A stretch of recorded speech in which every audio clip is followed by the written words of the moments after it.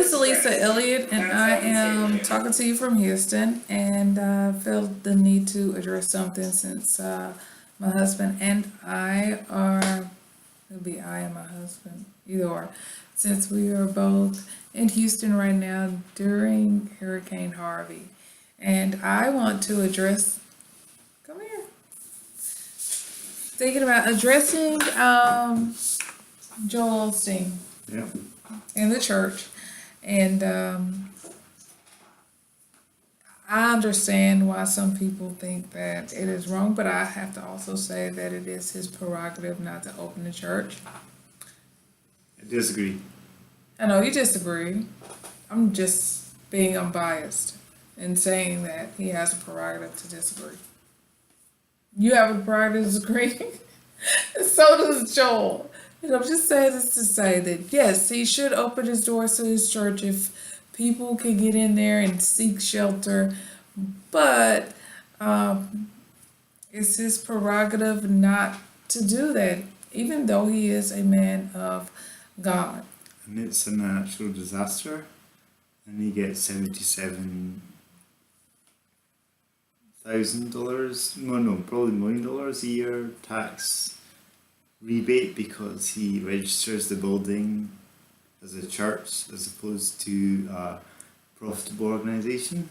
And I would have thought that in this state of affairs, the building should be open to people. Well, you can think that, and it makes sense for that to happen, but it's really based on his church. It's a private organisation. It's based on how the people of the church feel about it. I would think even like the I forgot what are the people's name under the church? And see, I'm not a church expert by any means. I'm just saying it's this organization's prerogative to turn down people, even though morally it may not be right to you or me. It's still their prerogative. I mean, So why should they have a tax advantage if they can't act in a way that benefits Houston citizens in their time of need? because I think that you're right. They do have a tax advantage to be tax exempt. However,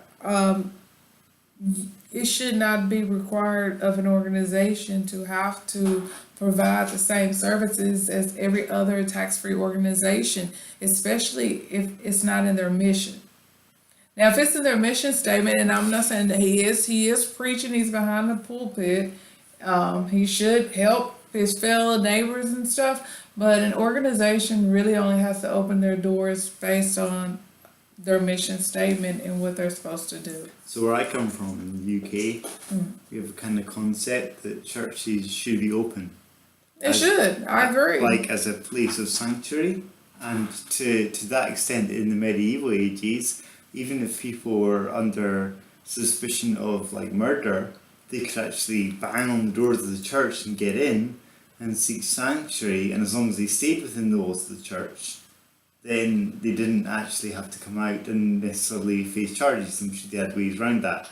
But the idea that the church was a fundamental place of last resort that you could go to was a fundamental tenet of like Christianity and that kind of thing. Therefore, I mean, for example, if the Christian church is represented by Joel Osteen, what are the Muslim church? I mean, I've already seen there are other churches in Houston that are basically throwing their doors open and saying, come in.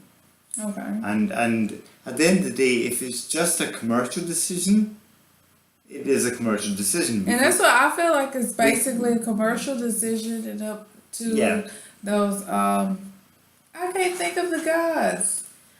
Deacons, that's it.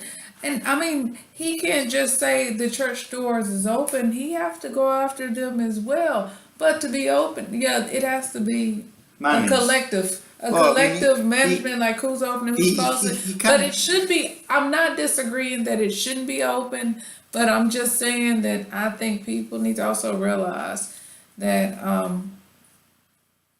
he is what he is. By him not opening the doors, I feel like it's more of a business move versus a religious move or to help people, but I think that's who it is. I mean, that's what can it, we- and I think that's can who we- we're dealing with. People, we're talking Yeah. about somebody that's got like $56 million, who he's earned through religious evangelicalism, but ultimately in the hour of need, when you've got people in Houston requiring nothing as simple as a safe place to stay, the guy does not contact the emergency authorities and offer his place of worship as a possible thing that they could help them. Now, at the end of the day, if it's dangerous and not the right place, they should say no, and there's nobody else that should tell people go here or go there other than the emergency authorities in Houston, who are in charge of giving people the right place to go to.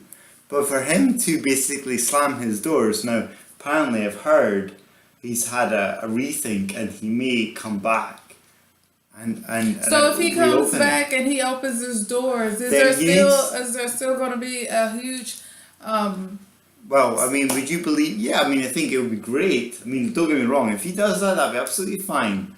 But as far as his congregation that have contributed his wealth, that got him to that $55 million mark, do they want to understand why a guy that said that his church was under 90 feet of water that may have evaporated and let people in? Well, Is that maybe somebody if telling it's the under. truth? Or is that somebody who actually lied today and has realised that the business rationale of his lie is that he's going to lose a lot of money, and now he's going to I suddenly... agree with that. So is it okay for him to lose a lot of money even though he's gained a lot? Absolutely, I mean... But also you have to look at it from a perspective. If we're going to do Joel Osteen like this, we might need to say that all the churches need to be open in case there is an emergency and we need to let people in. Absolutely, churches... So do you feel that way about all churches? Yeah, and not absolutely. Just All churches, all mosques, all Buddhist temples, anyone who acts like they have a religious, role, Oh, okay. and therefore they probably benefit from, state property tax relief. They have to act in that way when things count. And there's not been many times in the last 50 years that the state of Texas, never mind the state of Houston, has gone under this level of stress. Yeah. So if you're going to have the tax relief every year of being a religious organisation, but when it comes down to it, you're going to shut your doors and not offer your citizens any help, then don't be surprised if people don't hold that against you. Yeah. And you just have to take that. Yeah, that's my view. Well, my view is I believe both sides. I feel like an organization should have the right to refuse service to whomever, especially when it's not in their mission statement. However, I do feel like that organization has a social responsibility to help out the community that donates and give back to them.